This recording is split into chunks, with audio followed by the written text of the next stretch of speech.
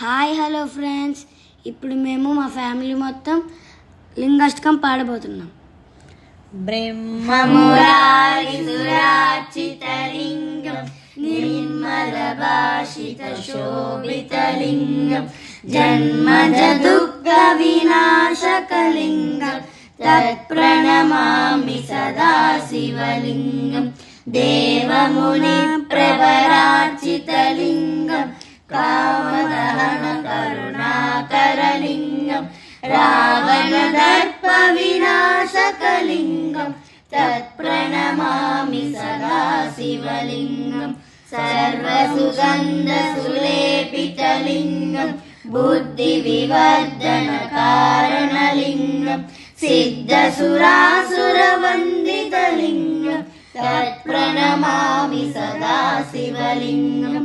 కనకమహామణిభూషితలింగం ఫణిపతివేష్టితశోభితలింగం దక్షసుయజ్ఞ వినాశకలింగం తత్ప్రణమామి సదా శివలింగం. కుంకుమచందనలేపితలింగం పంకజహారుషశోభితలింగం సంచిత పాప వినాశకలింగం తత్ప్రణమామి సదా శివలింగం.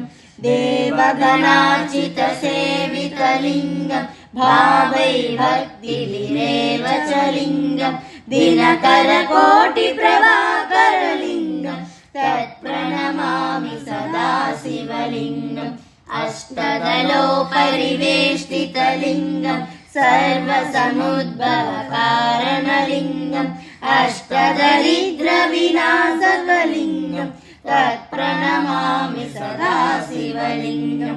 సురగురు సురవర పూజితలింగం సురవర పుష్ప సదాచితలింగం పరమపదం పరమాత్మకలింగం తత్ప్రణమామి సదా శివలింగం. లింగాష్టకమిదం పుణ్యం యః పఠేత్ శివ సన్నిధౌ శివలోకమాప్నోతి దేవేన సహ మోదతే.